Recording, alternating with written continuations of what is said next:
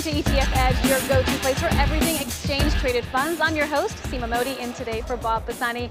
And I'm joined by Tim Seymour of Seymour Asset Management and Dave Nadig of ETF.com. The markets are headed back to record highs thanks to a dose of trade optimism and a wave of deal buzz. And it's official, the biggest merger of the morning. Charles Schwab buying TD Ameritrade for $26 billion, creating a brokerage business. Charles Schwab himself has said we should expect industry consolidation. Tim, what are some of the broader implications for the ETF landscape? Well, I think when you think about ETFs and you think about this transaction, a lot of this is about consolidation of and compression of expenses and fees and whatnot. And if you think about the ETF space, that's exactly what's been going on over the last couple of years. I mean, you have the big get bigger, and it becomes a lot more difficult for the smaller players to survive. And I think that's emblematic of what this deal's all about. What do you think is behind this deal? Does it really have to do with the R word, Robinhood coming in and getting more millennial clients? There's no question it's about the removal of commissions from retail investors. That was a move that Schwab made. They're the ones that started this war. Others followed. And others followed, but it hit TD disproportionate to the rest of the community because TD made more of their money off commissions than any other big online broker. Schwab makes the least in commissions, so it was really not much of a giveaway for them to just stop charging commissions. I think it hurt TD stock, and brilliantly, they're now coming in and sort of picking up bottom dollar after TD took all the pain of that initial announcement. The end result is a powerhouse. It's going to be a $100 billion firm, twice the size of B of A Merrill Lynch, and they're going to have proprietary ETF product, proprietary robo-advisors, and the biggest advisor network in the world. What does it mean for retail investors? Well, I think brand is everything, as it is in many sectors. And I think if you've seen this in the RIA community, and you've seen this certainly in the online brokerage and fund management world, the combination of these two companies, I mean, ultimately what was bought by Schwab? I think they bought brand. I think they bought stickiness. So now we have $5 trillion in assets. We all kind of know the numbers. And I think, as has been discussed, it was very tactical play, possibly in the lead up to this merger. Whatever you want to say was this their announcement of no commission and what that might have done to the industry, because they could do it. But the fact of the matter is that ultimately the ETF world is one where you continue to see also the big get bigger. And I think that the ability of these players to get into that space is something, or continue to evolve in that space, is what is going to be very interesting. Yeah, one analyst calling it the Goliath of wealth management. What does it ultimately mean for regulators? Do you think this deal will get approval from regulators? Look, it's hard to game the Department of Justice these days and what might be seen as anti-competitive and whatnot. But I think, if anything, look, I think Schwab is competing with money center banks. I look at their balance sheet. Their balance sheet has been about extending home equity and extending collateralized loans to, and I think that's genius, and that's why they've had the ability to compete in online, which is where they've been pulling in those assets. So I think they're fine. Raises a good question. What does this mean for the banks, Dave? Well, I mean, I think if this was a bank merger, we get a lot more scrutiny. I think this sails through, and I think we see a firm like Schwab become a default banking provider in this country. That's where I do all of my banking. I know a lot of individual investors use Schwab as their bank, and that's not a business that's been particularly well run with TD, despite the fact that they're owned by a large bank. Let's move on here. Despite recent outflows, bond funds are on track for record inflows this year, an estimated $130 billion as of November 14th. If the year ended there, that would be the largest annual haul ever for fixed income ETFs, according to ETF.com. I know, Dave, what's the bond breakdown telling us about what we should expect as we get into a new year? Well, it's been really across the board. The big winners here on inflows have been international bonds, which I think has surprised people. BNDX from Vanguard, it's their global bond portfolio. There was no global bond ETF just a few years ago. That's pulled in $10 billion just by itself this year. But then once you get past that, it's really across the board. It's TLT, which is the long bond from iShares. It's Gov, which is a shorter maturity government bond fund. I see all of this as a safety rotation play. It matches nicely with the big flows we've seen into defensive equity plays like USMB from iShares and into gold. So I see all of this as maybe the beginning of a bigger rotation into risk-off assets. And with rates near zero, I guess that shift into income overseas, especially in emerging markets where the average yield is 5-6%, looks attractive. Well, so the reach for yield is what lower rates obviously do to everybody. So if we look at whether it's the J&K and the HYG, or you look at the EM bond funds, some of the biggest ones, it's about extending out the risk curve. And as rates get this low, it's really going to be more about spread compression or spread widening. And I think that's where, as market prognosticators, we look at, to what extent is the credit market holding settling in here. And right now, if anything, credit has tightened a bit over the last couple months, which is very bullish. But I would extend what's been said. If you have the ability to invest in more sophisticated fixed income products outside of just U.S.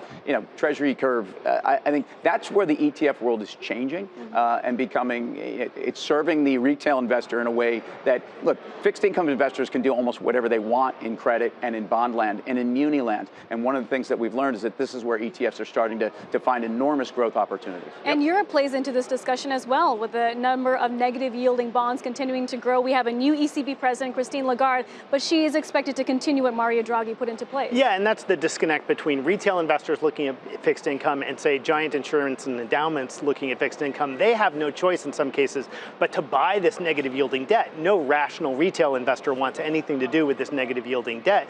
That's why they're looking at the long bond in the US. That's why they're looking at junk bonds in the US. And they're smart. They've been avoiding, to some extent, things like LQD, the liquid corporates in the US, because the spreads really aren't giving you that much reward for it. So I think bond investors are being very smart here. Tim, there was a note this morning from Morgan Stanley that says, now is the time to look overseas versus US. We've been having this discussion for a couple of months. We've been talking this for a long time, Seema. But going to 2020, does that trend continue?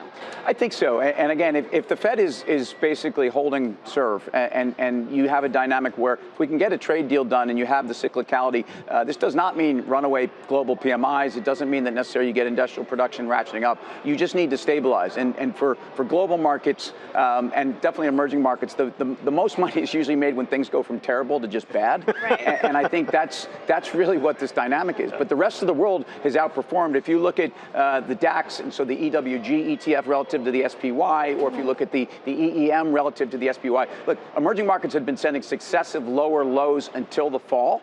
And actually, you're 5 or 6% of outperformance since that point. Do you have a top market in 2020? In the EM space, I love Brazil because I actually think you have a currency tailwind from a central bank that's done a lot of fiscal adjusting. And I think, where emerging market central banks and treasuries do very well is an environment where inflation, the rest of the world is fighting to find some inflation.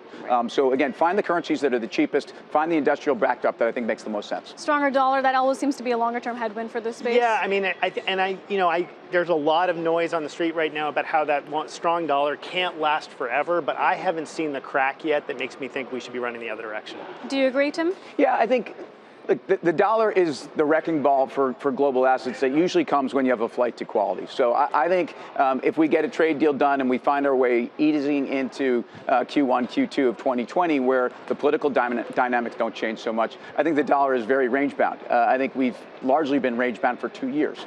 Seeing the dollar begin to challenge, kind of 110 area, which is more a function, I think, of the euro.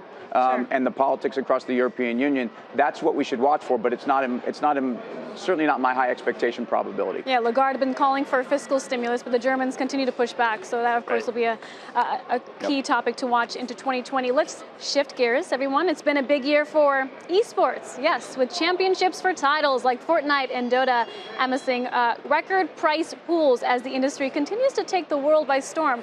But despite growing viewership across the globe, it's been a tough slog for eSports ETFs, with flows off to a rocky start. With us now is Will Hershey, joining us here on the desk. He's co-founder and CEO of Roundhill Investments, which owns its own esports fund with the ticker, get ready for it, NERD, nerd. It's too good, Will. Welcome to ETF Edge. First of all, tell us exactly. First of all, are you a nerd? Yeah, we'll start there. We are. We're gaming nerds and we're ETF nerds. I think Dave might echo that sentiment as well. Yeah. So what are Break it down for us. What is this ETF? What are esports? Esports is really this growing global phenomenon of playing video games in front of an audience. Unlike other forms of media, there's really this second derivative that's been built on top of the core IP that is the games. And it's really something that we've seen started in Korea and China. It's now taking hold in the US. What are some of the holdings of your ETF? Sure, so one example is Huya, Chinese live streaming platform. So popular US platform Twitch is banned in China. Those clients are looking to different ways to get their exposure to watch their favorite titles. Huya is a name that we like. Coupled with Douyu, own a large majority of that Chinese game streaming market. Another example, Modern Times Group, live events company out of Sweden. These guys run esports leagues, esports tournaments. They're the parent company for DreamHack, which is kind of like, I would call them almost the Coachella of esports, as well as the Electronic Sports League. There are a couple of competitors in this space, including your fund. most of them go very heavily into semiconductors. Most of them have NVIDIA, AMD, Intel, Apple, Microsoft. You guys don't seem to have that. What's different about your approach to those other approaches that have all of these sort of, I would call, ancillary plays? No, that's exactly right. And I think NVIDIA, AMD, both great businesses and kind of at the top of the game when it comes to GPUs and processing units for gaming. But really what we're trying to do is, when we're creating a thematic ETF, let's isolate this beta that is esports. Let's really provide people that core exposure and maybe not go outside the risk curve and look at things like Microsoft or Amazon that really aren't getting you what we're talking about. What do you do? You talk about Asia. What do you do with a Tencent, which I would argue is the largest gaming incubator in the world and really at the forefront of a lot of the movement? No, so Tencent's a holding in the portfolio, has a tremendous portfolio of assets, whether you're talking about Riot Games, which is the company behind League of Legends, or Supercell, which is actually probably the leader in mobile esports, which is something we can talk about as well. But Tencent's definitely a core when you look at it. It's almost a mini gaming ETF in terms of how many positions it has in its underlying portfolio. But do you think these ongoing national security concerns could dent Tencent and some of these other Chinese companies from gaining mainstream adoption here in the US? Certainly a possibility, and our portfolio is very much so global in nature, so holdings in Korea, in Taiwan, in Hong Kong. But really, I think if you're going to point out one of these risk factors, I would more look to kind of the regulatory environment that we've seen in China. We saw that in 2017, 2018, where you had actually a ban on new games coming to market. That's kind of one of those ancillary risks that we would point to. As you try to market or pitch your ETF, how do you convince the Fidelities of the world to put money to work into gaming when it really tends to appeal to a younger audience? That's a great question, and for us it always comes back to the data. You're talking about a gaming industry that's $150 billion this year, growing about 10% per year. That's larger than the music and film industries combined. 400 million esports viewers this year, growing to 600 million. I think it's only a matter of time before those larger investors start to catch wind of exactly how big this industry really is. Biggest competitive threat, Dave, to this business? Well, I think the biggest issue is frankly growing pains, right? I mean, unlike what we see in traditional sports, we don't have sort of franchise teams with multi-year contracts where people can get to know the players. And at the same time, we've got the kind of protests we saw, say, in the NFL, starting to hit some of the esports teams around the Hong Kong protests. How different companies have dealt with that, I think, is going to raise the profile of the space, but also be a little problematic. What are your thoughts on this space? I love the space. I'm fascinated by the space. And when I look at some of the biggest companies in the world that I think nobody knows about, they're actually in the gaming space. And I guess my question is, it'll extend my view on the space into how portfolio construction goes on within the ETF, because I think people would like to know that. When I look at an ATVI, this is a company that on valuation is very cheap relative to itself. Call of Duty, the switch to mobile has been fantastically positive in the first month or two.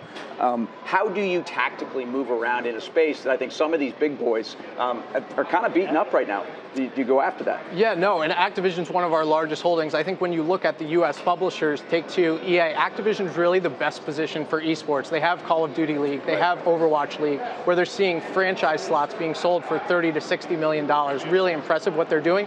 We're, at the end of the day, trying to isolate that esports exposure I mentioned. For us, Activision comes in at a higher weighting than those other companies, and that's really what we're trying to achieve. The big push into streaming, Disney, Apple, does that help or hurt esports? I think it's a little tangential, but I think you're going to see more and more of these companies recognize the value of this gaming IP. I wouldn't be surprised if we saw Disney go after one of these companies maybe as an acquisition target, although I'd caution that running a gaming business is very different from running a movie or film studio. But isn't this traditional content, and isn't this really the way people are consuming content and they're participating in content? So there's a big argument that if Disney or Universal, the parent company of this network, want to get involved in really the right demographic, or at least an evolving demographic, it's interactive TV, it's interactive sports. These are happening. I mean, this is the future of live media, sports, and entertainment. Like, this is where Gen Z is spending their time and consuming content. It's gaming. It's really not. You listen to Netflix's conference call, they're pointing out their biggest competitor are these game publishers, not Disney. And I think that's really what we need to kind of understand.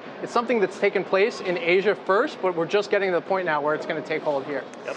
Appreciate you bringing your passion to the desk, Will, and your perspective on sports. We're going to leave it there, guys. Thanks for joining us on ETFEdge.com. I'm Seema, Mody. My thanks to Tim, Dave, and Will for joining us today. And thank you for watching. You can find all of our latest videos right here on our website, etfedge.cnbc.com. We will see you next Monday, same time, same place. Have a great week. Get the ABCs of ETFs with the ETF Edge newsletter, your weekly update on the hottest trends in the nearly $4 trillion market of exchange-traded funds, expert analysis, actionable ideas, and exclusive insight from host Bob Pisani. Sign up now at cnbc.com/ETF Edge newsletter.